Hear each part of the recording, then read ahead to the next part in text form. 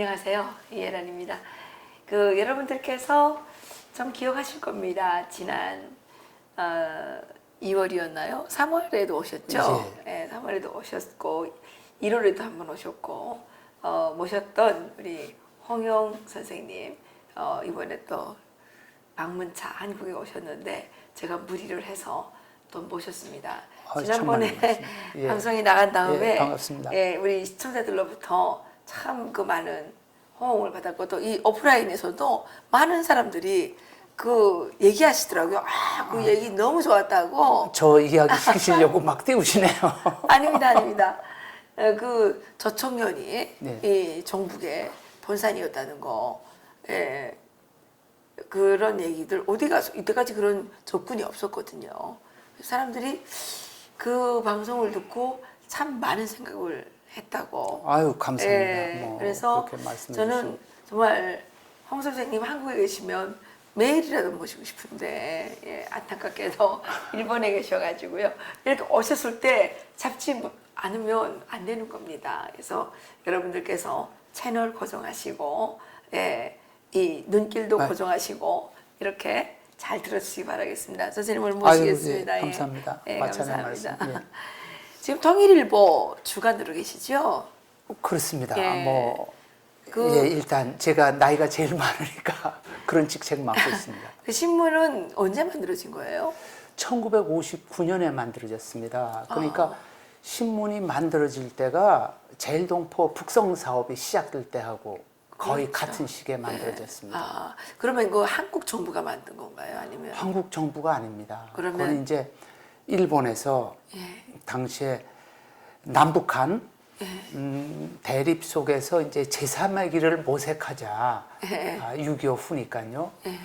그런 순진한 생각을 하신 분들이 시작을 하셨는데 그분들이 그러니까 조청년하고는 좀 반대의 길을 조청년하고는 전혀 별개로 반대의 길을 갔군요. 전혀 별개인데 그분들이 이제 통일 운동을 하자 그래서 이제 통일일보 신문이 됐는데 그 이후에 이제 한일 국교 정상화를 하고 그러니까 처음에는 평양과 서울 양쪽을 그 냉정하게 바라보는 중간 같은 그런 입장에서 이제 평양에 싫은 소리를 하고 하다가 국교 정상화를 거치면서 이제 특히 60년대 후반에 북한이 그 대남 사업 총국을 만들고 이제 제2의 6.25를 하려고 획책을 하잖아요. 그렇죠. 폭력 노선으로 나오죠. 그렇죠.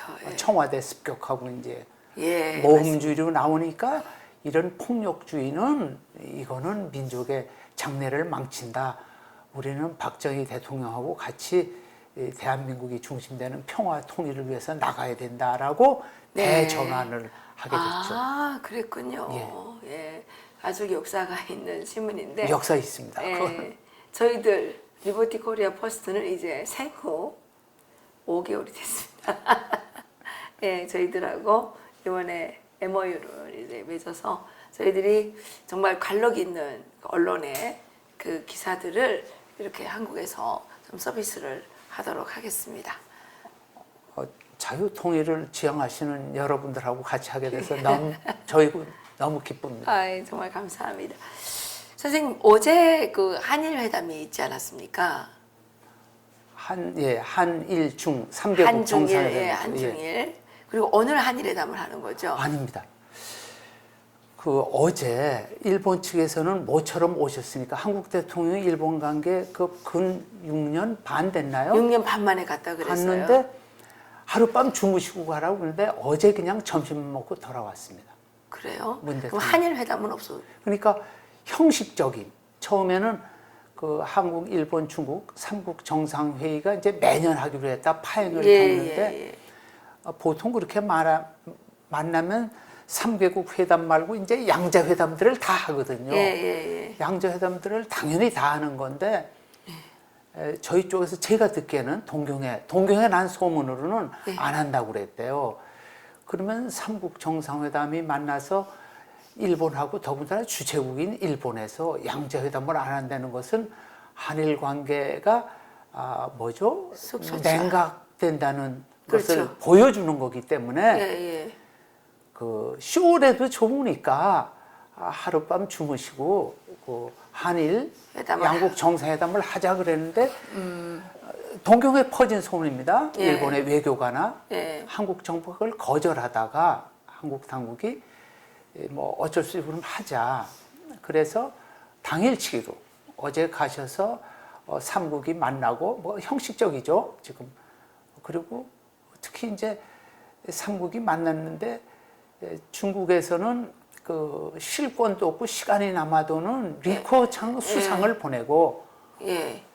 실권 없죠. 없죠. 법은 예. 원래는 시진핑이 가야 되는 거잖아요. 시진핑이 가야 되는데 시진핑은 거기 안 가고 그 전날까지 대련에 가서 김정은이나 김정일을 만났으니까 이 삼국 정상회담을 노골적으로 모욕을 준 거죠 중국이.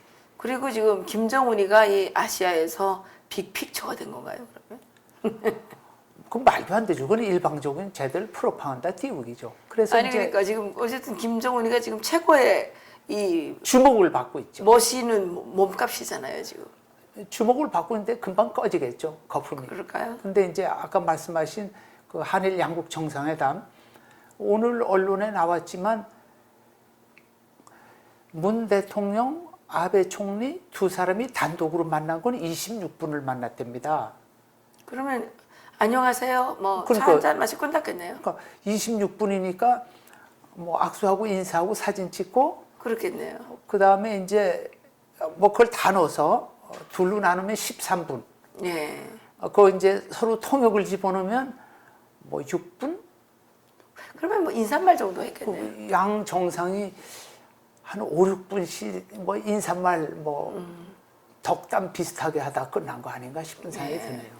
가실 때는 뭐 한일 관계를 저희가 회복하겠다 뭐 이렇게 뭐 호창하게 얘기를 하고 간 걸 알고 있는데 예, 실제는 그랬군요.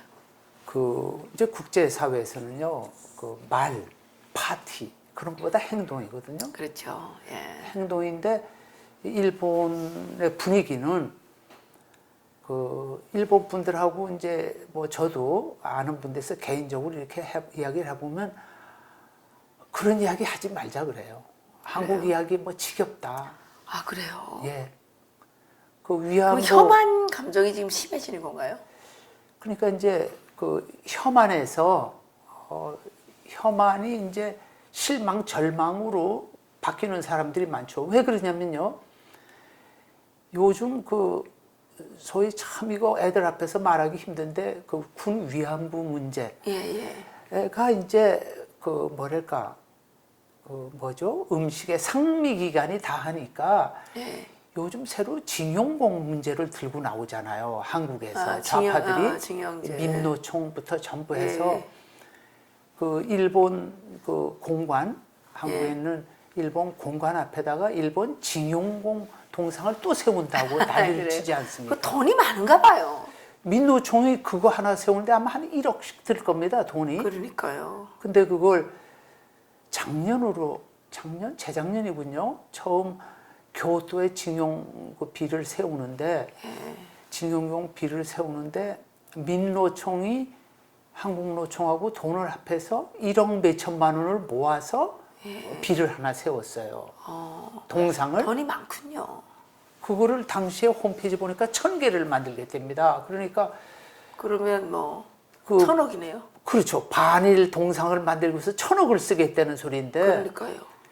그런 말 들으면 그런 게 이제 미디어에 보도가 되면 뭐 그 분위기 아시겠지 않습니까? 그런데 제가 그 서울대학교에 이용훈 교수님 예, 이영우 교수님. 강의를 들어보니까 그 징용에 예. 대해서 그게 다 페이를 다 했다고 그러더라고요. 그럼요. 예, 그 가서 일을 했으면 예. 일한 거에 대한 페이를 다 했기 때문에 지금 우리가 대체적으로 알려져 있는 거는 전 북한에서부터 교육받을 때 다 강제로 끌려가서 아닙니다. 월급도 못 받고 그냥 단도동 착취를 당한 거로 알고 아닙니다. 있는데 그게 전혀 아니고 그건 잘못. 다 이렇게 자원해서 간 사람도 많다 그래요. 그때 여기가 이제 한국이 이렇게 일할 때가 마땅치 않고 뭐 이러니까 뭐 끌려간 사람도 전혀 없는 건 아니겠지만 그리고 그게 다 일한 사람들에 대해서는 다 그 일당을 그러니까 일한 거에 대한 대가를 지급을 받았다고 돼 있더라고요.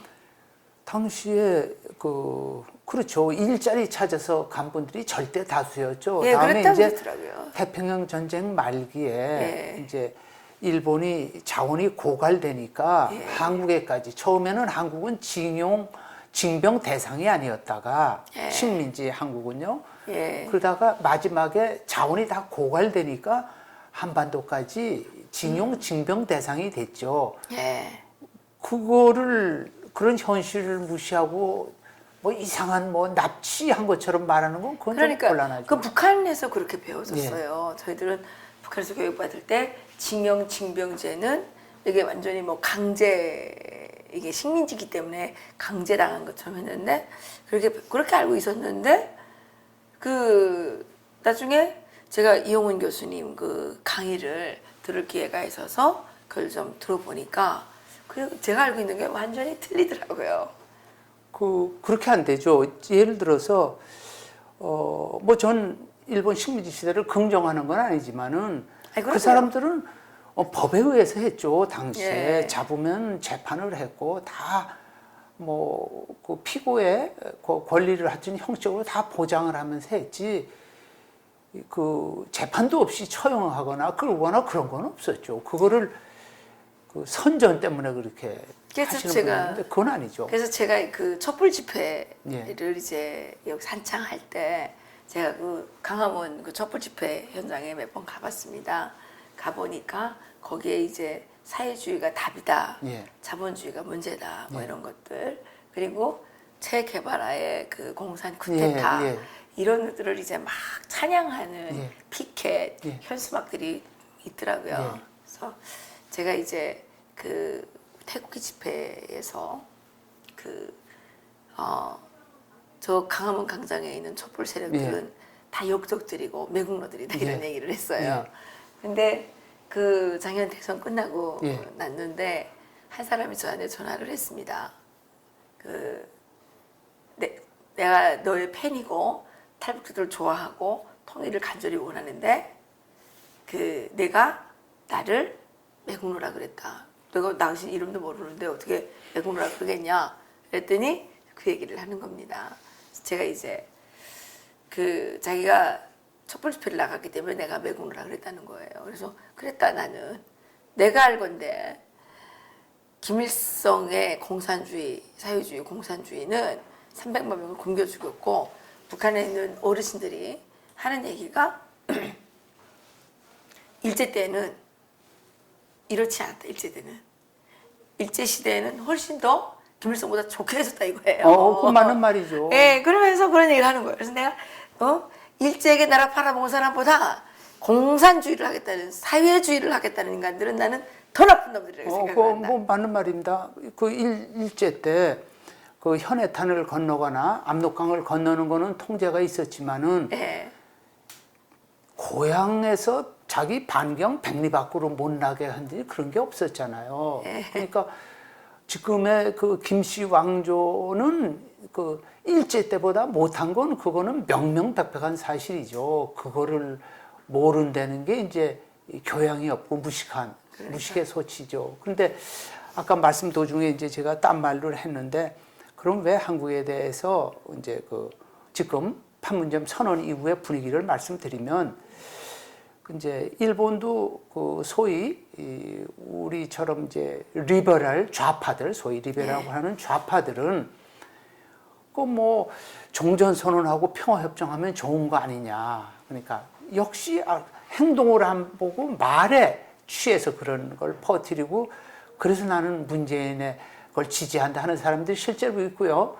이제 일본도 있는 거죠. 있죠. 어제도 정신 나간 사람. 어제 회담에서도 지지한다고 이제 판문점 선언 지지한다고. 그러니까 아베 총리가 그러셨더군요. 이제 그렇게 안 하면 안 만난다고 그러니까. 그렇게 하면 그러니까 안 만난다니까. 정치인들을 못 믿겠는 거예요. 그렇게 안 하면 그 삼국 정상회담 안 하고 그렇게 그거 반대한다고 나오면 한일 양국 정상회담에 응하지 않겠다니까 하는 거죠. 그렇게 한 거예요? 협박이죠. 그럼요.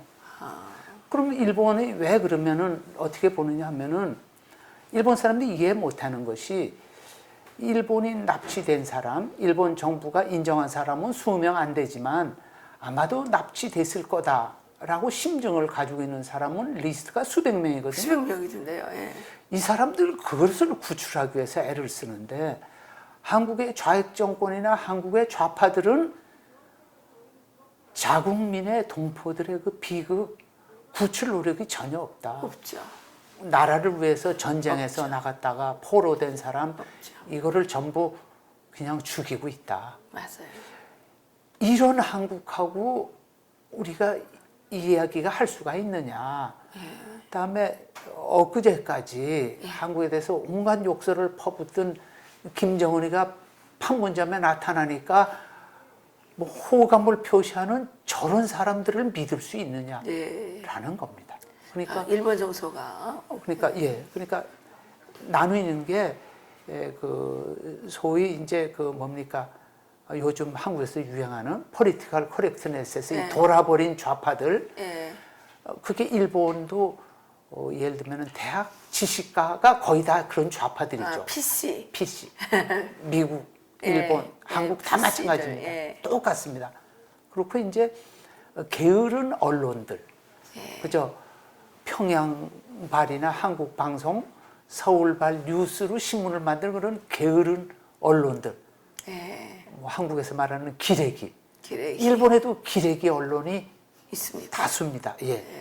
그렇지만은 그런 기레기들조차 이해가 안 간다는 거죠. 한국 사람들은 선악을 구별 못하고 같은 민족 그러면 저렇게 돌아서 날뛰니 어떻게 믿느냐 이렇게 되는 거죠. 아, 그렇군요. 그래서 혐한을 넘어서 실망으로 가고 있다. 뭐 실망이 혐한이 된 건지 혐한이 실망이 된 건지 모르지만 아예 많은 사람들이 신경 끄자. 그런데 미워할 때까지는 그래도 애증의 감정이 좀 남아 있는 거죠. 관심을 갖는 것은 그렇죠. 그 무관심이 가장 지금은 잔인한 거 아닙니까? 그렇게 잘났으면 특히 이제 중국에 대해서 일본의 식민지 35년 가지고는 철으면서 그러니까요. 한반도가 통일되기 직전에 6.25의 한반도를 불법 침입한 중국에 대해서는 아무 말 안 하고 이런 거 보고 그러면 뭐 대륙하고 어울려서 잘 살려면 잘 살아라 신경 끄지 하는 사람이 굉장히 많습니다. 그렇군요. 퍼센티지로요. 금년 초에 여론조사에서 한일 관계가 좋아질 가능성이 없다라고 말한 사람이 전에도 말씀 그게 95%입니다. 요미우리 신문 여론조사. 요미우리에서요. 근데 이번에 그 요미우리 신문에서 문재인 대통령이 일본을 방문하기 전에 질의서를 보냈다고 하는데 그 질의서에서 그 납치자 문제에 대해서는 삭제해 버렸다고 이제 그 기사가 나온 데가 있던데 이게 사실입니까? 저는 그 기사는 못 봤습니다. 그 기사는 못 봤는데 지금 이제 처음에 그 박근혜 대통령 탄핵이 시작될 당시에는 한국 국민 대부분이 속았듯이 가짜 뭐 PC, 태블릿 PC 어쩌고 속았듯이 일본 국민 전체도 이거는 박근혜 대통령이 그 세계적인 추문에 휩싸여서 추악한 그 모습을 드러내고 탄핵되는 걸로 그렇게 다 만들어졌거든요. 그리고 이제 작년에 보궐선거가 이루어질 때까지 뭔지 잘 모르고 지내다가 지금 현재 문재인 정권이 들어서서 하는 짓을 보고 이게 뭐가 처음부터 잘못된 게 아닌가. 한국에서 우파들이 말하는 것처럼 이 탄핵, 이 정변 자체가 이게 엄청난 그 법치 국가에서 있을 수 없는 일이 벌어졌다는 것을 이제들은 거의 다 알게 됐습니다. 일본에서도요? 그러니까 한국에 그러면은 한국은 법치 국가가 아니다. 이렇게들 말하는 사람들이 많습니다. 법치 국가가 아니죠. 근데 저희가 그것을 딱히 반론하기가 어렵습니다. 전체주의로 가고 있는 거죠. 그래서 그 분위기가 전체 그렇기 때문에 이렇게 된 지 오래됐어요, 사실은. 그러니까 일본에서 이제 한국을 보는 시각이 지난 그 김대중 정권 때부터 이제 꼬이기 시작한 게 이제 노무현 정권 때 아주 극도로 나빠졌다가 이명박 대통령이 되면서 괜찮아지나 정상화되나 하다가 이명박 대통령의 그 말 실수 때문에 이제 다시 또 하나는 저희 그 헌법재판소가 그 뭐예요 위안부 문제를 다시 하라고 하는 바람에 그게 국가 간의 협정 조약 협정을 국내법 판결로 다시 뒤집는 이런 게 있을 수 있느냐 하는 것 때문에 한일 관계가 걷잡을 수 없이 악화되죠. 이명박 대통령 말기부터. 그리고 박근혜 대통령은 그 친중 노선을 취하시는 바람에 그 일본과의 관계 관리에 실패하시고 그래서 그렇죠. 재직 중에 단 한 번도 일본에 오지 못한 대통령 박근혜 대통령 그리고 이제 문재인 대통령은 박근혜 대통령하고 비교가 될 수 없이 뭐 솔직히 말하면은 글쎄요 쿠데타로 대통령을 끄집어내렸으니까 악랄한 정변이었는데 근데 이제 그 일본 사람의 정서가 저희가 생각하는 것 같은 그런 그 서구적 법치주의가 아니에요 일본은. 그 문제 때문에 뭐 이 문제를 하면 뭐 이야기가 길어지니까 오늘은 이야기하고 싶지 않은데요. 그 일본은 법치 국가고 선진국인 것은 틀림없는데 그 법치의 기준이라든가 그것이 형식적으로는 법치입니다. 그런데 그 정서, 가치 이런 것에서 저희가 그 구미 기독교식 민주주의를 배운 저희하고는 또 다른 기준이 적용되거든요, 일본이. 그러니까 어떻든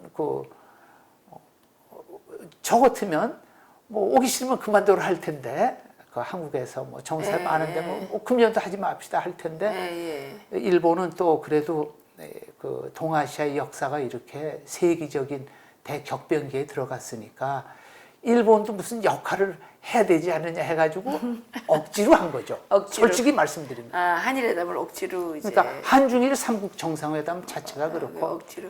그런데 이제 그 시진핑 주석이 허옇게 그 아주 펀치를 날린 거랑 똑같은 거죠. 나쁜 놈이죠. 네. 시진핑은 나쁜 놈이죠. 그 김정은을 안 만나서도 좀 괜찮은데 김정은을 만나면서 리커창을 보낸 것은 김정은을 또 뭐 처음이면 모르지만 40일 전에 만났는데 또 만나면서 한중일 정상회담 때 중국은 처음부터 총리를 보냈어요. 리커창을 수상을 보냈어요. 그러니까 밑으로 내려다본 거죠.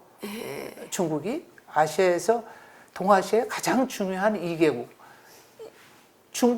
일본과 한국을 처음부터 중국은 깔아보고 있는 거예요. 김정은을 제일 대단하게 보는 거예요. 그러면 그자가 자기의 뒷문을 지키는 그 번견이라고 그러죠. 집 지키는 개. 개예요. 그러니까 중국 공산당의 그 번견.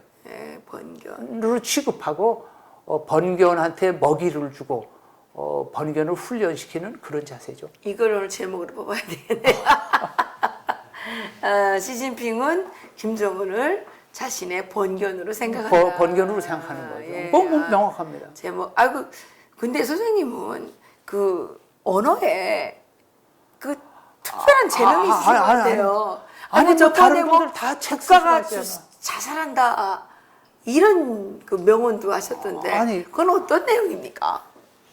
그럼 이제 그 이번에 이제 그 소위 판문점 선언은 제가 이제 참 기가 막힌 게요. 통일부에서 대북 전단을 보내지 말라. 판문점 선언은 위반이다. 따라서 금지하겠다.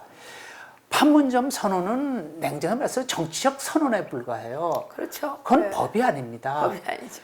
판문점 선언, 그러니까 한국의 좌파들이 아까 말씀드린 대로 역적인 이유는 헌법 위에다가 6.15 선언과 14 선언과 판문점 선언을 지금 헌법 위에 두거든요. 네. 이건 법치가 아니고 북한도 똑같아요. 북한하고 똑같은 거죠. 북한하고 똑같은 거. 국가 위에 당이 있고 당 당 위에 위에 수령이 수령님 말씀 있는 것처럼. 맞습니다. 그러니까 이 주사파와 한국의 좌파 반역 세력들은 그러니까 통일부 자체가 지금 반역 집단이에요. 그런 말 하는 자체가. 그렇죠. 반역 집단이거든요. 그렇죠. 반역 집단입니다. 그러니까 헌법을 그렇게 정치적 선언으로 헌법을 깔아뭉갤 수 있으면 그건 국가의 자산이에요. 그게 그렇군요. 국가의 자산이에요. 그러니까 헌법을 정치적으로 깔아뭉개는 거는 예. 국가의 자살. 국가 자살이죠. 그거는 뭐, 명철하십니다. 아니 그거 당연한 거 아닙니까? 아 저희가 나이 먹고 그거 그러면 한국에 그런 말 아는 사람 없었어요. 아 선생님 고맙습니다. 그러니까 헌법 위에 헌법적 권위 이상의 걸 갖다 두면 그건 이미 그 헌법 체계는 붕괴되고 자살을 하는 거죠. 그렇죠. 법치국가로서의 그 모든 기능을 상실하면 국가가 자살하는 거가 맞죠. 그리고 그쪽으로 그걸 부추기고 유권자 다수가 그것을 추종해 간다는 것은 그건 집단적 자살이죠. 집단적 자살이죠. 그러니까 그 여름날에 이 등을 켜놓으면 그 분화비들이 타 죽을 줄을 모르고 예. 막 날아들어요. 그 날아들어서 다 죽습니다. 지금 한국이 그런 것 같아요. 그 동경에서 보면요, 이거 뭐 잘못하면 비판받을 수 있는 이야기인데 히틀러가 유태인들을 학살할 때 네. 독일 국민들 다수 침묵했죠. 그렇죠. 유태인들이 그리고 끌려가니까. 하이틀러 했잖아요. 예. 그리고 유태인들도 그냥 유태인 집 앞에 차를 대고 타 그러면 트럭에 다 올라탔고요. 수용산에서도 가스실로 끌고 들어갈 때 가스실 들어가려면 다 제 발로 걸어 들어갔어요. 안 들어가겠다고 정한 사람 없었어요. 그게 자꾸 연상이 돼요. 지금 한국의 거를 이렇게 보면 예. 이 사람들이 이게 제정신인가? 제정신 아니에요. 예. 제정신 아닙니다. 저는 최근에 이제 그 여러 사람들이 문재인이 이렇게 잘하고 있는데 너는 미친년 아니냐 이런 얘기를 많이 듣는데요. 그 평화가 싫으냐 막 이렇게 얘기를 합니다. 그런데요, 평화를 치자면 북한에서 300만 명이 굶어 죽을 때 아무도 뭐라고 하는 사람 없었어요. 그냥 또 죽는구나 그랬어요. 유태인들이 제 발로 걸어 죽듯이 네. 죽었죠. 그때 평화로웠어요. 예. 그 평화잖아요. 평화였죠. 그리고 그때 김정일이가 선거에도 100% 투표에 100% 찬성 투표했습니다. 지금은 조금 너무 100%니까 창피해서 100% 투표에 99.9%. 뭐 99.9%, 99.8% 뭐 그렇게 이렇게, 조작하더라고요. 예. 이렇게 100%라 가긴 좀 창피하니까 평화입니다. 수많은 사람들이 공개 조형당하고 자기의 고모부까지도 고사총으로 쏴 죽여도 김정은 나오면 이거 웃으면서 이거 해야 되잖아요. 이런 게 평화라고 한다면, 이런 평화를 한국민들이 원한다면 자살이죠. 그게 자살입니다. 자살은 신도 못 말려요. 그래요. 역사와 신화 속에서 인간이 자살하는 걸 말린 신을 보셨어요? 그러네요. 자살은 신도 못 말리네. 자살은 신도 못 말립니다. 그러네요. 뭐 죽겠다는데 어쩌겠어요. 그래서 이제 아까 제가 그 일본의 법치 감각이 일본을 비판하는 겁니다. 나라마다 자기들의 다 고유한 전통 이런 있죠. 것이 있으니까. 그런데 제가 이제 이 말씀을 드리는 이유는 일본이 분명히 법치국가고 또 미국이 법치국 다 선진국이지만은 조금 전에 말씀드린 한국 사람들은 평화 그러면은 평화라는 어떤 그런 관념론 또는 국제사회가 평화를 보장해 줄 것이다. 국제사회에 의해서 평화장치가 만들어진다 하는 그런 뭐랄까요? 그런 착각, 막연한 기대. 오해, 착각, 억측. 그렇죠. 네, 억측. 그러니까 대한민국 건국 자체가 그 유엔의 결의에 의해서 만들어진 최초의 사례죠. 인류 역사상. 그렇죠. 예. 그런 것 때문에 그렇게 됐는지는 모르지만은 국제사회의 선의와 착각 때문에 우리가 실수하더라도 우리의 실수를 미국이나 일본이 교정하고 도와줄 것이라는 착각들을 하고 계세요. 아니 근데 일본은 이게 제일 큰 문제입니다. 일본은 일본의 국익을 따져야 되고 미국은 미국의 국익을 따져야 되죠. 그러니까 제가 밖에서 보면 제일 안타까운 것이 네. 한국 사람들은 자신들의 실수와 착각을 한 번도 누가 구해줄 기회가 있는 것처럼 예, 자기 스스로 해결할 생각을 안 해요. 그러니까 우리가 실수하더라도 예를 네. 들어서 뭐 우리가 우리 힘이 아니라 미국에 의해서 해방이 됐었고 네. 6.25 전쟁 때도 미국이 도와주고 우리의 실수를 외부에서 도와줘서 살아난 몇 번의 경험 때문에 예. 이렇게 큰 나라가 되고 나서도 어린애같이 행동한다는 거죠. 우리가 또 실수해도 누가 해주려니. 맞습니다. 아니 뭐 그냥 가만히 있으면 다 잘 될 거다. 미국이 도와줄 거다. 뭐 이런 얘기를 많이 해요. 근데 저는 그 너무 잘못됐다고 생각하거든요. 그 제가 일본에 대해서 말씀드리면 지금 이제 자유민주당이 집권 정당인데 일본을 적대시하고 경계하려는 게 아니라 저희가 알아요. 조금 전에 말씀대로 저희 운명은 저희가 결정하는 건데 이제 일본이 동서냉전이 끝나면서 뭐 진영이 동서 간의 진영 대립이 끝났으니까 일본도 김일성 왕조하고 국교 정상화를 해야 된다 이렇게 됐어요. 예.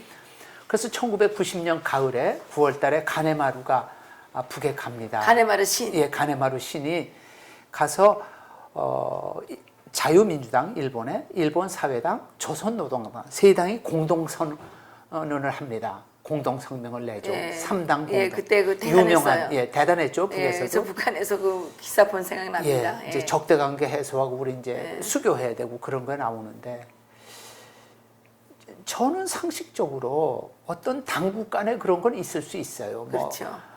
현실적으로 이제 소위 말해서 근대 국민 국가의 주권론에 의하면 악마 국가라도 그 국가 주권이 있기 때문에 그 주권을 존중한다 그거 아닙니까? 최근에 그게 부정되고 있죠. 네. 자국민을 탄압하면 그런 주권을 인정할 수 없다로 그렇죠. 지금은 변하고 있는데 그 말이 그러니까 20세기까지는 악마가 통치해도 그것도 주권 국가인 것이죠.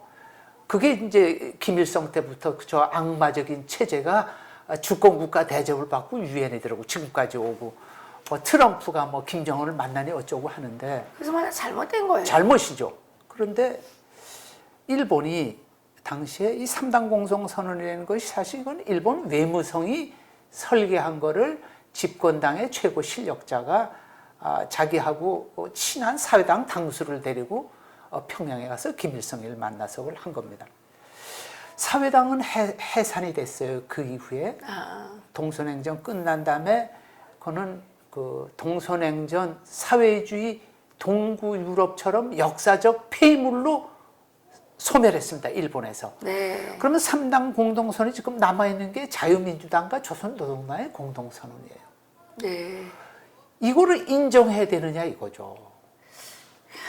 저는 일본 사람들이 대북 제재를 엄청 강화를 하잖아요. 네. 납치된 일본인을 석방하라. 그러면 일본인의 그 결의를 정말 보이고 싶으면 1990년에 자유민주당과 다나베 마코토의 일본 사회당과 김일성이가 같이 했던 3당 공동선언을 최소한 정당 차원에서는 폐기 선언을 해야 돼요. 그러네요. 근데 안 합니까? 이거를 그런 걸 해야 된다는 생각도 못하고 또는 현실적으로 그렇게 움직이지 못하는 것이 일본의 법치주의 선진국 일본의 한계입니다. 그러니까 저희가 우리가 북한 해방 과정에서 일본과 연대를 하든 또 미국을 매개로 해서 한미일 실질적인 삼각 공조 체제를 간다고 할 경우에 그런 상대의 문화나 상대방의 어떻게 보면 한계의 약점을 정확하게 알면서 대응해야 된다는 거죠. 네, 그렇죠. 저 같으면 저는 개인적으로 일본 친구들한테 일본이 정말 김씨 왕조의 폭정을 반대하고 북한 인권을 정말 생각한다면 1990년 9월 시점에서 몰랐던 네. 대량 납치 대량 이거에 납치. 대해서는 항의의 표시로 조선노동당과 자유민주당이 공동으로 선언한 양당 선언을 폐기하라. 그런데 아마 미국이면 폐기했겠죠? 글쎄요. 그건 정말 자유민주당이 했다는 거죠. 당명에 어울리지 않죠. 충격이에요. 예. 충격이죠. 예. 그러니까 제가 그래서 아까 그 국제사회 동맹의 선의와 우리가 실수하더라도 밖에서 주변에 친구들이 우리의 실수를 이렇게 만회에 커버해 줄 거라는 기대를 버려야 된다는 이야기를 드리는 겁니다. 당연하죠. 트럼프 대통령은 미국 국민의 운명이 그분 손에 있는 거고, 아베 총리는 역시 일본의 국익이 그분께 중요한 거니까. 근데 저는 이 한국 사람들의 그 근거 없는 그 믿음이 어디서 나오는지 모르겠어요. 저는요 트럼프 대통령이 작년 11월에 그 서울에 와서 국회에서 하신 연설, 예. 너무나 역사적인 그래요. 너무나 명문의 연설을 하시기 때문에 만약 김정은 체제를 만약에 예. 전술적으로도 보장한다면 그것은 그분의 그 빛나는 연설을 완전히 모독하고 부정하는 게 되지 않느냐. 그렇죠. 어떻게 인간이 그럴 수가 있겠느냐. 글쎄, 뭐 좀 더 믿어봐야 그런 되겠죠. 그분이 저는 이제 그분에 대해서 처음에 잘 모를 때는 좀 그랬는데 그분이 그 공화당 전당대회 그에서 이 후보로 최종 낙점을 받지 않습니까? 그때 하신 연설이 참 인상적이었습니다. 정말 훌륭한 북한 주민은 연설하셨죠. 김정은 공산왕조의 노예다. 그래서 노예 체제를 끝장내야 된다는 말씀을 하셨습니다. 저는 그때부터 그분을 정말 적극적으로 지지했습니다. 아, 이분은 북한의 문제를 아주 정확하게 들고 계시는구나. 북한은 노예국가입니다. 노예국가고 북한의 핵 문제가 해결이 되기 위해서는 이 노예국가가 끝나야 되는 겁니다. 핵은 어디에 필요하냐? 노예국가를 지키는 데 필요한 그렇습니다. 거죠. 예. 그런데 최근에 이제 그 중매쟁이, 투쟁이 이 문재인에 의해서 트럼프 대통령이 지금 좀 오락가락 하시는 듯 해서 안타까운 마음을 갖고 조마스럽게 이렇게 바라보고 있지만 그 미국인 3명을 석방해서 데려가시는 거 보고 아, 이분의 전략이 아니었나라는 생각을 해보게 됩니다. 근데 뭐 워싱턴 사정을 잘 아시는 분들 이야기로는 저도 그런 인상을 봤는데 트럼프 대통령이 이제 되게 나이 먹은 남자들은 칭찬해주면 좋아해요. 그렇습니까? 이제 한국의 주사파, 이 좌파들이, 종북들이 그 전술을 쓰는 것 같아요. 아, 그래요? 당신 때문에 한반도에 평화가 오고 있고, 당신이 한반도의 긴장 완화를 가져오신 분이고, 뭐 이렇게 트럼프 대통령을 띄우니까 트럼프 대통령이 그 좌파들의 사악한 그 전술에 의해서 막 좀 놀아나서 판문점 장소를 받아들이려고 마음이 기우되는 거죠. 그래서 근데 오늘 DMZ는 절대 없다. 그래서 일본에서도 이거 사실입니다. 일본에서도 뜨디는 분들이 워싱턴에 날아가서 트럼프 대통령 주위의 측근들한테 아니 어쩌자고 바보같이 김정은 문재인 2대1 적지 판문점으로 들어가느냐 뭐 이런 말씀들을 하고 했다고 그럽니다. 네. 제가 직접 들었습니다. 워싱턴 예. 갔다 온 분한테 들었는데. 그렇죠. 그거 들어가면 안 되는 거죠. 근데 지금 이제 노벨상을 트럼프한테 안기겠다 하는 것이 이게 트럼프가 노벨상을 받으면 제일 좋아할 사람이 누굽니까? 김정은이죠. 김정은이죠? 문재인이죠? 예. 시진핑입니다. 그렇죠. 이란이 좋아하겠죠? 그리고 푸틴이죠. 푸틴이 좋아하겠죠? 예. 노벨 평화상을 받는 미국 대통령은 군사력을 사용 못하게 됩니다. 위협도 못하게 됩니다. 노벨 평화상 그전 창피한 상 됐어요. 창피하죠. 예, 왜냐면 김대중이 받음으로써 예. 노벨상의 가치는 떨어졌습니다. 저희가 이제 저도 뭐 젊을 때부터 국제 정세 뭐 이걸 쭉 보면서 살아왔는데 그 20세기 말부터 외교의 패턴이 근본적으로 바뀌어요. 그 전까지는 외교라고 그러면 이게 차근차근 단계를 밟아서 사전에 의제를 조율하고 정상회담이 있어도 이렇게 쭉 단계를 밟아서 실행 가능한 또는 예측 가능한 이런 외교들을 했는데 이제 20세기가 끝나가면서 정상회담이 유행하면서 대통령들이 수상들이 너무 바빠요. 자기 일정 빼놓고 뭐 하면 그냥 막 비행기 타고 날아다니면서 대통령들이 텔레비전 카메라 앞에서 자기가 뭐 즉결 결정을 했다, 자기가 타결했다, 이런 포퓰리즘 정치가 이제 정상 외교의 화려한 쇼를 낳았죠. 그러면서부터 저는 오히려 불안정성이 더 증대된다고 봅니다. 그렇죠. 그러니까 그 사실은 최고의 그 대국의 지도자들은 그 트럼프 대통령이 작년 11월 달에 한국 국회에서 연설하시고 어떤 그런 명확한 역사적 어떤 기준과 비전을 가지고 경륜을 가지고 이런 거를 세워놓고 그걸 기준으로 해야 되는데 지금은 전부 카메라 앞에서 지지율에 춤추는 쇼들을 하다 보니까 그러니까요. 전부 뭐 다 어느 하나 다 혼란스러운, 이게 참 그럼 선거제도를 없애야 될까요? 그래도 인류가 발명한 최고 제도가 선거제도라는 민주주의라니까 그럴 수는 근데 없죠. 선거제도가 이게 잘못되면 이게 나라가 걷잡을 수 없이 가는데. 그래서 저희가 지금 사실 그 선거제도의 문제가 포퓰리즘의 이제 압력에 다른 모든 나라들이 무너지기 시작합니다. 그런데 선거제도만은 직접 수기표를 해서 기표를 하고 직접 손으로 개표하는 게 이게 맞습니다. 왜냐하면 컴퓨터 시스템과 모든 기계화된 시스템은 반드시 결함이 있고 네. 그 소프트웨어를 조작 가능해요. 이번에 네. 드루킹에서 나타나듯이. 그렇죠. 드루킹. 그렇기 때문에 일본 같은 경우에는 투표를 할 때 저희처럼 부뚜껑을 찍지 않습니다. 후보자의 이름을 쓰게 돼 있어요. 그렇군요. 그래서 노인들한테는 투표사회제는 미리 이름 쓰는 연습까지 시킵니다. 자기 지지자를. 예. 근데 저희는 왜 투표 부뚜껑을 쓰냐면 1948년 50선거. 오늘인가요? 오늘이네요. 예. 예, 50선거. 70년 전 50선거 당시에 한국의 유권자의 70% 이상이 문맹이었습니다. 예. 당시에 선거 투표를 지금도 이제 인터넷에 볼 수 있는데요. 예.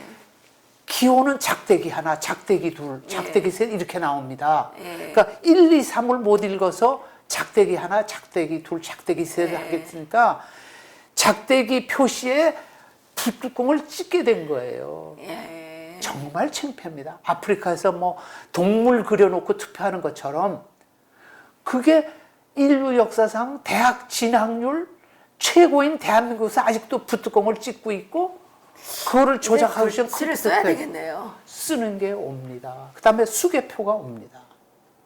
그래요? 만에 하나 기계적 장치, 소프트웨어에 에러가 있을 수 있는 장치를 이용하는 건 이건 잘못입니다. 그러네요. 예.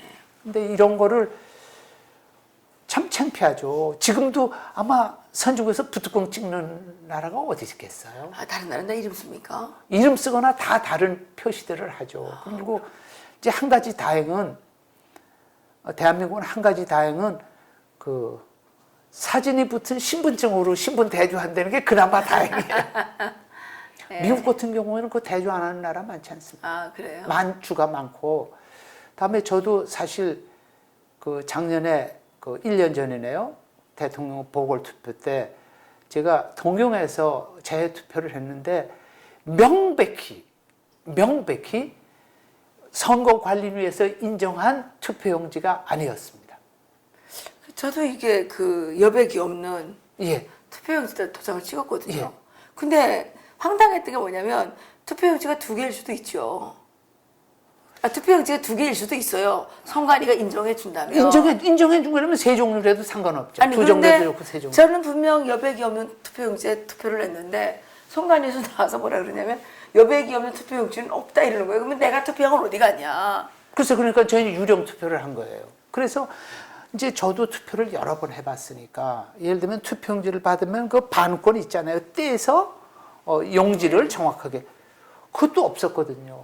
저희 같은 경우에는 동경에서 그 프린터에서 출력을 해줬어요.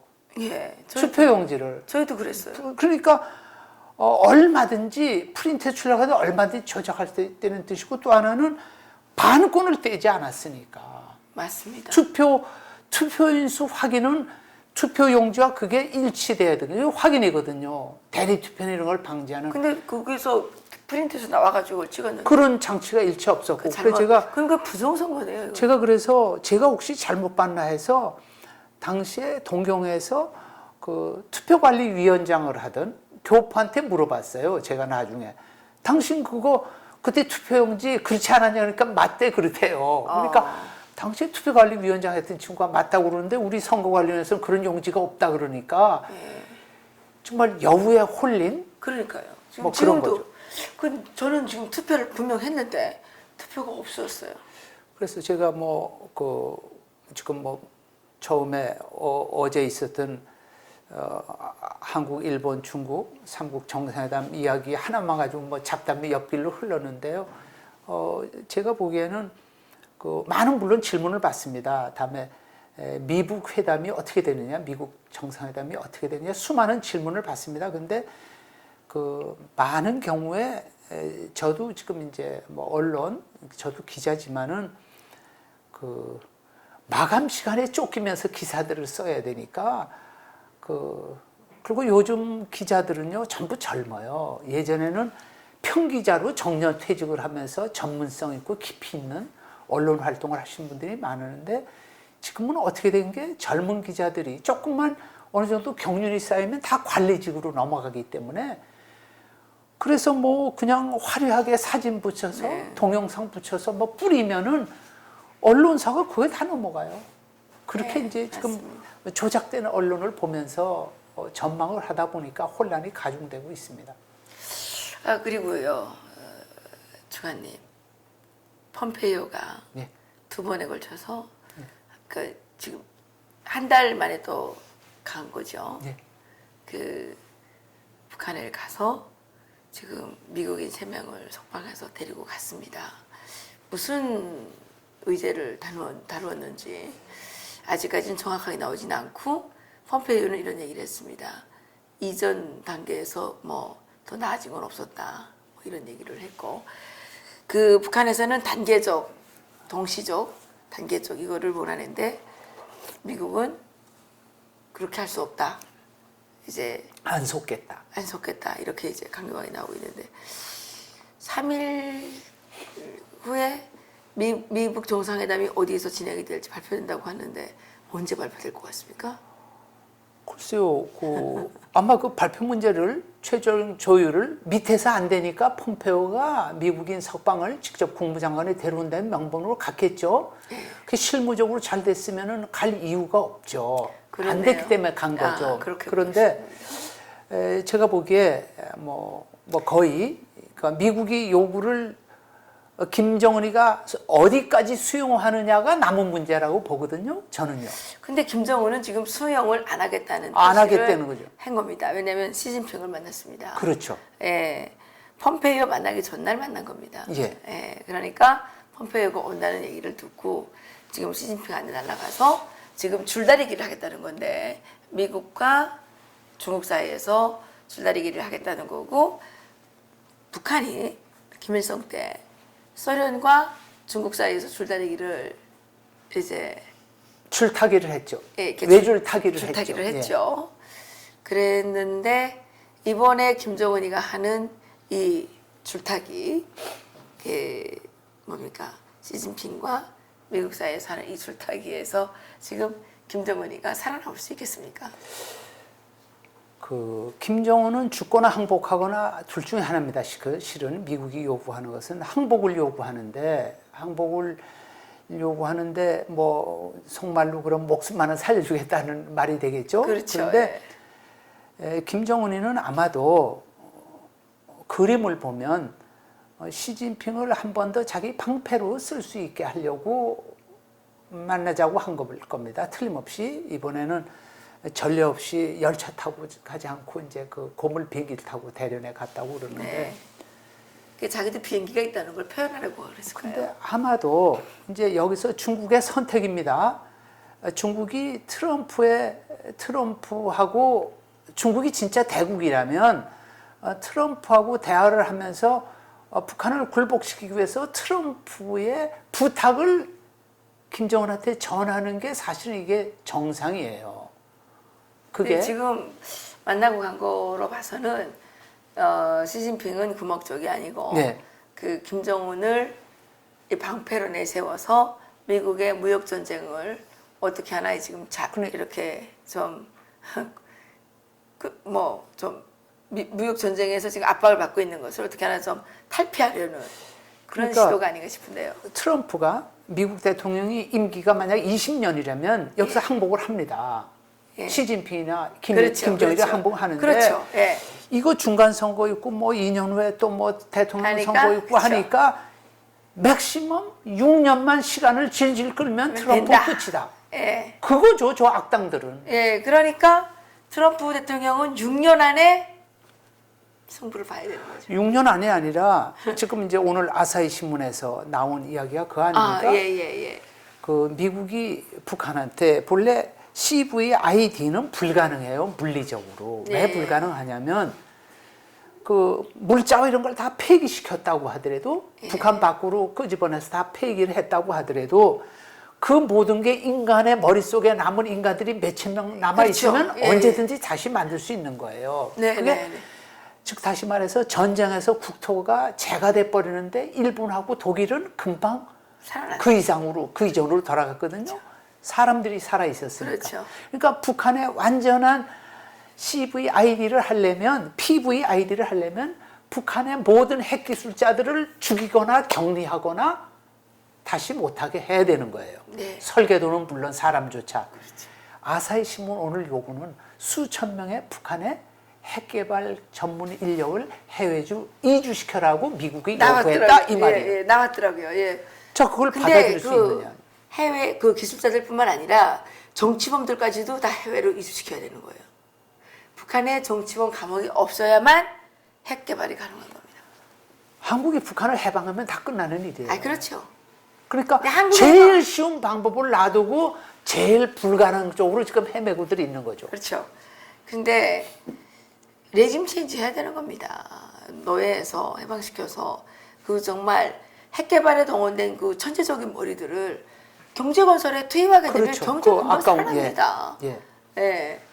그런데 지금 그 김정은 그 축권의 몇 놈들의 허화사치를 위해서 지금 수천만의 국민이 고통을 겪고 있는 거거든요. 그러니까 트럼프 대통령은 김정은을 제거해야 되는 겁니다. 근데 평양에서 태어나서 운 나쁘게 평양에서 태어나서 운 나쁘게 그 뭡니까 세뇌를 받아서 어떻게 하겠어요 그놈들은. 문제는 자유세계 살면서 그놈들을 도와주는 놈이 더 악질이죠. 그건 나쁘죠. 그놈들이 더 나쁜 그러니까 놈들이에요. 지금 사실은 북한도 걱정이지만 이 한국의 이 주사파 종북 세력들 수령의 노예가 돼서 거기서 헤어나지 못하고 있는 이 세력들이 정말 가증스럽습니다. 저 그래서 일본에 있는 저 청년을 제가 용서 못한다고 하는 것이 수령 체제가 잘못된 방향으로 계속 폭주하는 것에 대해서 노동당 해외 지부에서라도 그렇게 하면 안 됩니다라고 브레이크를 걸거나 저항을 했으면 이렇게 안 됐다는 거죠. 근데 거기다 브레이크 걸고 저항하면 죽으니까. 일본에 살면서 죽지 않죠. 그래서 종북의 원조라는 겁니다. 야, 그렇군요. 그래서 그러니까 미북 회담은 지금 어떻게 미북 말하고 회담은 있습니까? 제가 보기에 뭐 아직 날짜 발표 안 됐고 날짜가 발표돼도 그 전에 무슨 일이 일어날지도 모릅니다. 우선 22일 날 문재인 대통령을 미국에 문재인 대통령이 가서 만나기로 하지 않습니까? 그게 이제 북에 대해 예를 들어서 북에 대해 압력을 계속한다면 그 지금 한국이 뒷문을 다 중국과 한국이 이 옆문 뒷문을 다 열어주고 있기 때문에 옆문 뒷문을 어떻게 단속하느냐 하는 문제가 있죠. 그래서 미국은 중국에 대해서 본격적인 무역 전쟁, 경제 전쟁을 시작을 한 상황인데 그렇죠.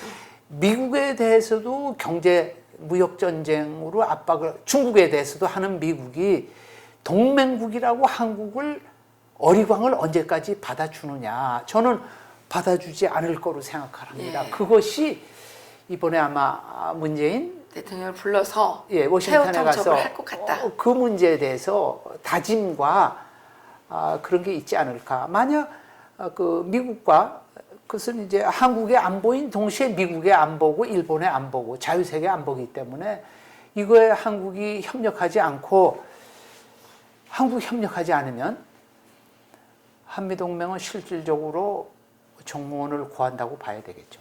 그렇겠네요. 그 주관님, 미국의 그 요즘에 하는 그 패턴들을 보면 참 묘하다는 느낌을 많이 받는 데가 있는데요. 트럼프 대통령이 시진핑하고 이렇게 그 뭐 얘기를 하면서 시리아를 폭격을 한번 했죠. 예. 예. 이번에 또 재미있었던 거는 폼페이오가 평양을 가기 전에 그 이란 핵 포기를 예. 그러니까 핵 합의를 예, 폐기하는 폐기했죠. 예. 그걸 하면서 시리아를 동시에 그 폭격해서 이란 그 공군 조종사 9명이 사망되지 않았습니까?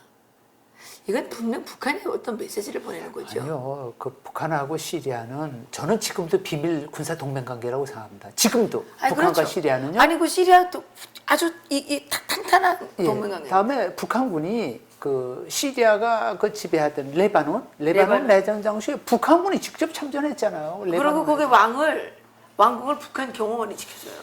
그래서 그런 문제가 있기 때문에 그 이제 상상은 자유죠. 누구나 저도 뭐 여러 가지 상상을 해볼 수 있는데 이란 핵 문제가 어떻게 보면 미국한테 더 급할 수 있어요. 당장 중동에서 전쟁이 일어나느냐 마느냐 하는 문제가 있는데 이란 문제를 유럽하고 이스라엘에 어느 정도 맡길 수 있다면 미국이 북한을 본격적으로 북한 동시에 중국에 대해서 대처를 강구할 수가 있겠고 우선순위가 이란이 먼저다 그러면 북한 문제는 뒤로 아무래도 시간을 더 쟤들이 원하는 대로 시간을 더 끌게 되겠죠. 그런데 제 생각에는 본인들이 지금까지의 과오를 되풀이하지 않겠다고 바로 지금도 다짐하고 있기 때문에 네. 이번에는 김정은은 아마 시간 끌기로 항복하는 형식을 하도 시간 끌기로 하려고 하겠지만은 절대 항복 안 하죠. 이제 한국이 어떻게 행동하느냐에 달렸겠죠. 제가 지난달에 한국의 미국을 행동. 다녀왔는데 예. 미국의 국무부를 방문을 했습니다. 그래서 제가 그때 했던 얘기가 뭐냐면 김정은 생각에 자기는 정신직이고 지금 시진핑도 정신직 아닙니까? 정신제 이렇게 지난번에 했으니까 정신직이고 트럼프 대통령은 계약직이니까 그 계약이 끝나기만을 기다리고 있는 거다. 그리고 문재인을 이용해서 한번 해보니까 이게 잘 먹히더라. 그러니 지금 시간 끌기 작전에 들어가 있는 거다. 지금까지로 성공했으니까 20년 이상 성공했으니까요. 그러니까 그 평양놈들이나 그 중국 공산당 녀석들은 지난 20년 이상 성공한 그 성공 사례가 있으니까 그러니까 거기에 집착을 하는 거죠. 집착하고 있는 그러니까 트럼프 대통령이 절대로 그런 전략에 말리면 안 된다는 예. 말씀이시죠. 근데 그리고 이제 또 하나는 그 북한 핵 미사일 개발에 돈 댄 게 이란이거든요. 네. 이란이기 때문에 뭐 이미 중동에서는 다 보도가 나오지 않습니까? 북한의 핵탄두가 이란에 이미 일부가 제공됐다 이런 말이 나올 정도라는 것은 네. 그래서 이스라엘이 북한에 그렇게 신경을 쓰는 거고요. 네. 또 이스라엘과 중동의 이란의 핵이 바로 나토를 공격할 수 있으니까 영연방을 중심으로 한 그 6.25 참전 국가들의 군함이 지금 한반도에 와 있지 않습니까? 있죠, 예. 그런 상황을 보면 그 한국에서 지금 탁현민이나 이 청와대 애들이 연출하는 평화 무드라는 것은 국민들을 속이는 거다. 뭐 그렇게 그러네요. 말할 수 있겠죠. 그렇죠. 잠깐의 연극이 끝나면 관객은 다 돌아가겠죠. 그렇게 아마 말씀 맞습니다. 예. 아무리 재미있는 연극도 그 끝나면 불 꺼집니다. 끝나면 불 꺼지고 관객들은 돌아가겠죠. 예, 슬픔에 젖었거나 기쁨에 취했거나 관계없이 집으로 돌아갈 것이니까 그러면 그때까지 우리가 정신줄 놓지 말고 잘 지켜봐야 저희는 되겠네요. 뭐 북한 해방을 위해서 계속 애쓰면 됩니다.